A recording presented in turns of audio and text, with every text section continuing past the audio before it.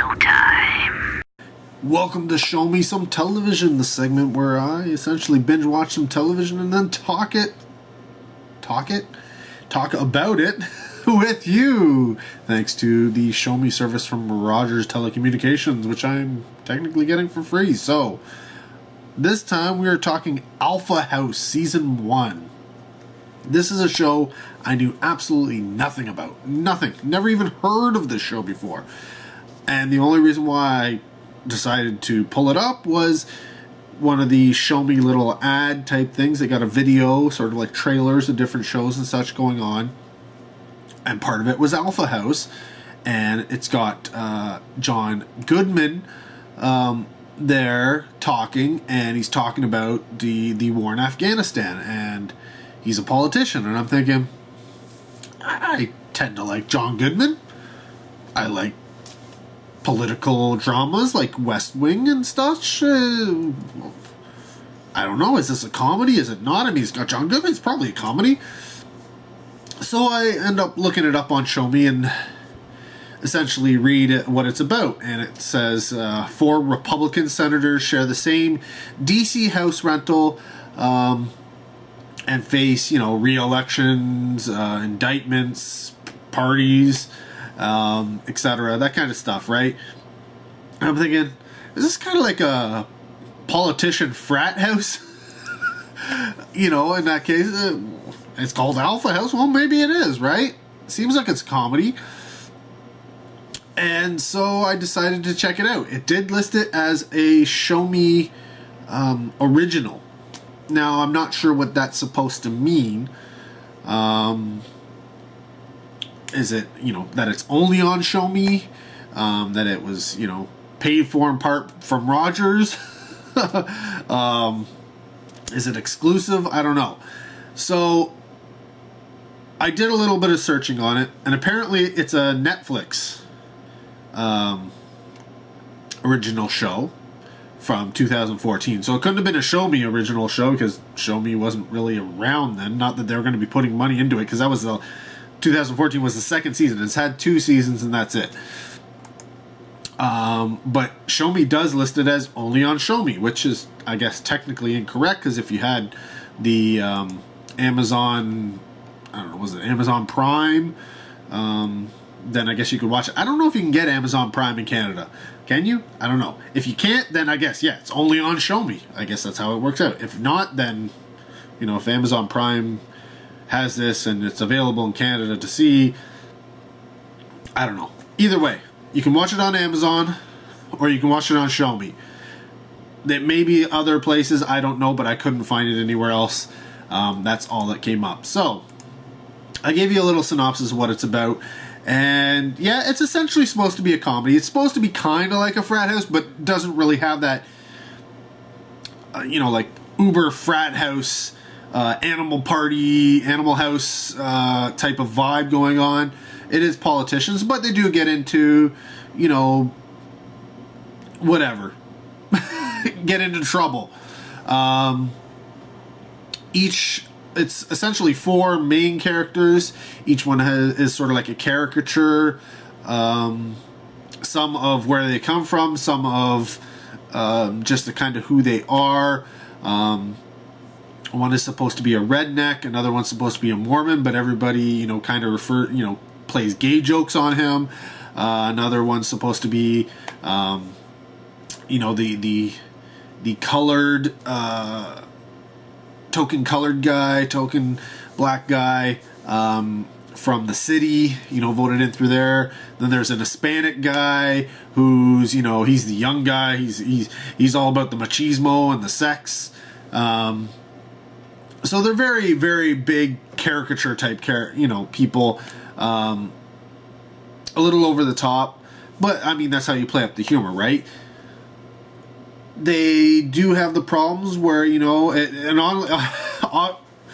Bill Murray is in the first episode, and then he has like a cameo a little bit later on in the season, but he is in Alpha House and he gets essentially arrested and put in jail, and that's it. You don't see anything else about him, but he opens up the series, which is kind of cool, right? I was like, I didn't know Bill Murray was in this. He isn't. Well, that's why.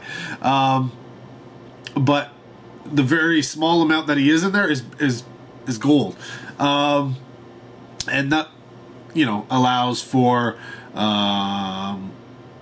I don't know who plays the character, but whoever it is, to the Hispanic to come in and essentially take his spot in the house, because obviously you only have so many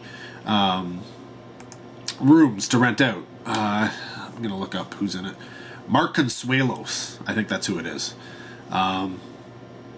And so, yeah, there is some, sex, nudity played up, obviously, with Mark's character and the women he likes to bring home.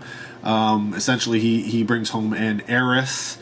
And so there's a lot going on with him in terms of relationships and his aspiration is to one day become president, right? And then you've got some of the other guys who are essentially dealing with re-election problems, sort of like their arch nemesis are coming to the fold and to come against them. And so there's always, there's that back and forth and playing up very huge stereotypes in order to get laughs. And I think that's my biggest problem with this. I didn't find it funny. I think I smiled a few times watching it, but I don't remember ever really actually laughing. And that's not good. Admittedly, comedies aren't my thing. I don't tend to laugh as much as most people. And those who are more into U.S. politics and who like comedies probably would get a little bit more out of this than I did. But the fact that it only got 2 seasons out of Amazon says a little bit of something. Obviously, it's Amazon, so it doesn't have as wide a viewing audience. But yeah, if you can only squeeze 2 seasons out, and considering how it doesn't have a lot in terms of money it has to put out there. Locations are generally, in the house, in the, I don't know, wherever, House of Commons or something like that, using CG work to, stick them in there, or false sets to make it seem like they're there. So there is a little bit of that, and I did like the moments where they were kind of put into either a news broadcast or something like that. When they weren't really there, but you Forrest Gumped them in, as I like to call it, to broadcasts from the past, just to make it seem like they were involved. And so yeah, you get there's politicians, like real life politicians, who you may know and recognize, and events that you may know and recognize that are kind of thrown in here. Not a lot, but they're in there. For added, what would you call it? Reality? Maybe that's, it gives it a more sense of the real, more sense of being a real life, the way, politics and, house sharing in DC is like. And it may be, I don't know. Who knows? Anything's possible, right? You put a bunch of rich guys away by themselves, and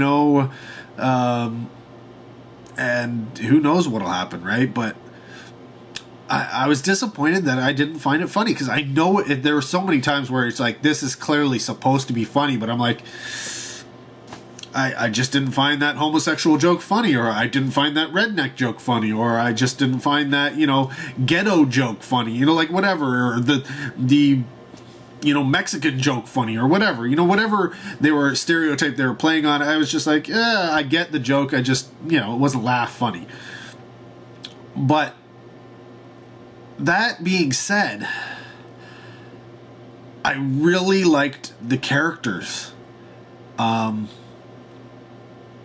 Each one of them, I enjoyed watching them as a character.